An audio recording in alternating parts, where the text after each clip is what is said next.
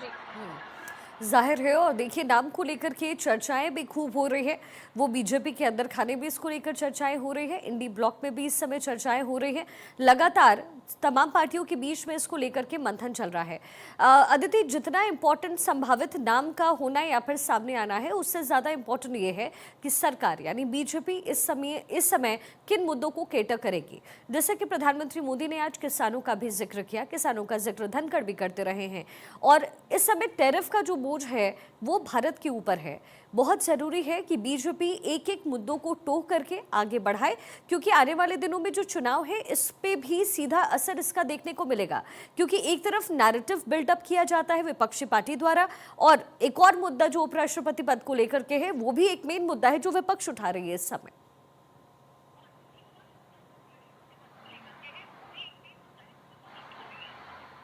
देखिए, ज़ाहिर तौर पे हम जब अभी मैं पार्लियामेंट के अंदर थी तो मैं देख पा रही थी कि एक तरफ तो एस जयशंकर जो रशिया से लौट कर आए हैं, वो लगातार कहीं ना कहीं मीटिंग्स में व्यस्त हैं। जब उनसे हमने पूछा कि क्या पुतिन कब आएंगे, चाइना प्रधानमंत्री चाइना जाने से पहले क्या पुतिन आ जाएंगे, क्या उसकी तारीख है, तो एक तरफ तो इस एजेंडे पर सरकार काम कर रही है, वो इंटरनेशनल एजेंडा है, उसका इम्पैक्ट है देश में। ट्रंप के 50% टैरिफ का इम्पैक्ट प्रधानमंत्री के भाषण में भी है, जब वो ये कहते हैं कि 140 करोड़ लोगों की जो ऊर्जा का जो सिक्योरिटी है, उसके साथ कोई खिलवाड़ नहीं होगा, फार्मर्स के साथ नहीं होगा, और एमएसएमई के साथ नहीं होगा, युवाओं के साथ नहीं होगा, चाहे उसके लिए मुझे व्यक्तिगत वो करना पड़े, बहुत सारा जिसे बोलते हैं कि देखना पड़ेगा चीज़ें। तो ऐसी स्थिति में व्यक्तिगत लॉस वो ले लेंगे, भुगत लेंगे, लेकिन वो फार्मर्स के साथ नहीं होने देंगे। तो कहीं ना कहीं सरकार दूसरा नैरेटिव बिल्ड कर रही है कि स्वदेशी को उठाएं, किस तरीके से फार्मर्स को और ताकतवर बनाएं, क्योंकि अल्टीमेटली एग्रीकल्चरल कंट्री है।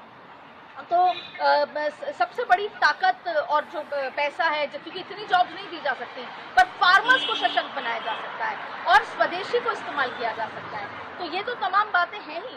साथ में देखिए, एक तरफ तो ट्रंप का एजेंडा है, दूसरी बड़ी बात है कि किस तरीके से राष्ट्रीय अध्यक्ष को लेकर लगातार चीज़ें हैं, तीसरी बात है कि उत्तर प्रदेश के अध्यक्ष, कर्नाटक के अध्यक्ष, गुजरात के अध्यक्ष पर भी अभी तक कोई फैसला नहीं हुआ।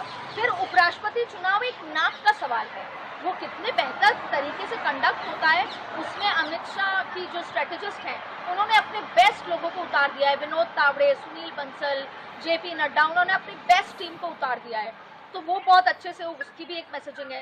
तो अभी सरकार इंटरनल और एक्सटर्नल हर नैरेटिव पर बिल्ड कर रही है, जहाँ पे वो रशिया इंडिया चाइना का जो पुराना एक कॉन्सेप्ट हुआ करता था उसको एक बार रीबिल्डिंग पर ला रही है, उसको एक इकोनॉमिक एसोसिएशन के लिहाज से उसको मजबूत कर रही है।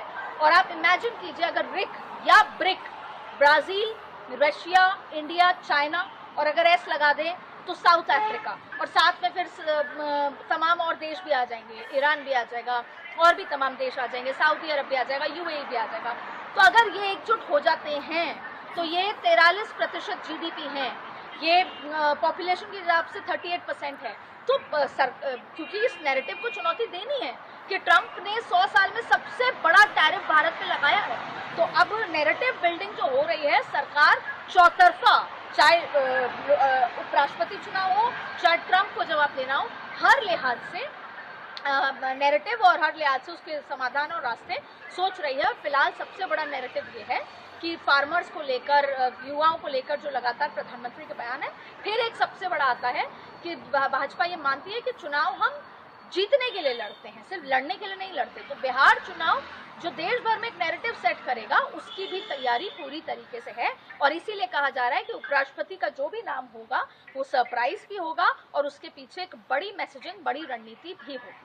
अदिति, एक आखिरी सवाल आपसे इस समय, किस तरीके से तैयारियां ये दोनों ही पार्टी कर रही है, क्योंकि नाम स्ट्रांग होना चाहिए, उसको केटर करने के लिए जो और रीजंस हैं वो बहुत स्ट्रांग होने चाहिए, क्योंकि ये एक तीर से दो निशाने की तरह है, एक तो उपराष्ट्रपति पद और दूसरा आने वाले दिनों का चुनाव।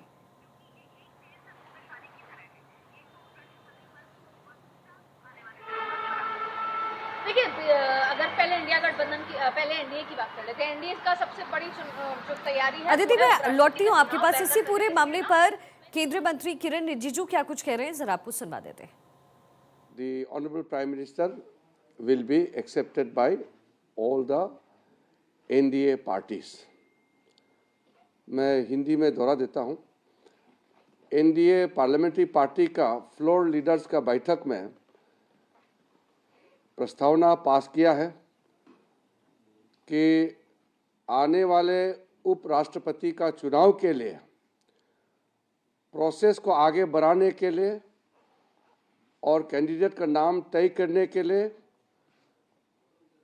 पूरा अधिकार देश के आदरणीय प्रधानमंत्री मोदी जी और साथ में राज्यसभा में सदन के नेता जेपी नड्डा जी को सौंपा है। आदरणीय प्रधानमंत्री जी के नेतृत्व में जो भी निर्णय होगा वो सब सर्वसम्मति से एनडीए पार्टी समर्थन करेंगे। ये प्रस्तावना आज पारित किया है। ये मैं सूचना आपको देना था।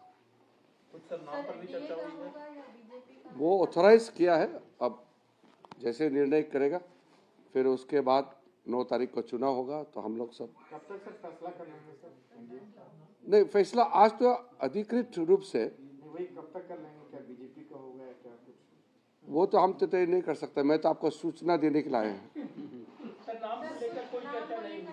नाम को लेकर के चर्चा नहीं, चुनाव का पूरा प्रक्रिया के लिए और हमारा उम्मीदवार कौन होगा, सारा जो निर्णय आदरणीय प्रधानमंत्री जी और साथ में सदन के नेता राज्यसभा में नड्डा जी को अधिकृत किया है, ऑथोराइज किया है कि जैसे वो निर्णय करेंगे पूरा एनडीए सर्वसम्मति से उसको सहमति देंगे और पालन करेंगे। Sir, one quick question, because opposition is speaking about SIR debate and you have categorically said no to such a debate. Rahul Gandhi, has also spoken at record and said that we have proof that there was some bungling in the voters list and they are giving proof from one constituency of Bengaluru. So what do you have to say on that? Because every opposition political party is gaining strength from that perspective. So how will you counter that? First of all, special intensive review of the electoral roll had happened numerous times. You know the dates, time, year. It has been carried out throughout since independence. Secondly, in Maharashtra, same electoral roll, when Congress party and its ally won majority of the seats in Lok Sabha, they were praising, they were happy, and then when they lost badly in Vidhan Sabha, then it has become problem for them. In a similar way, whether it's Karnataka or anywhere, the claims made by Sri Rahul Gandhi and his team. तो केंद्रीय मंत्री किरण रिजिजू इस समय सारी information साझा करते हुए नजर आए। इसी के साथ फिलहाल वक्त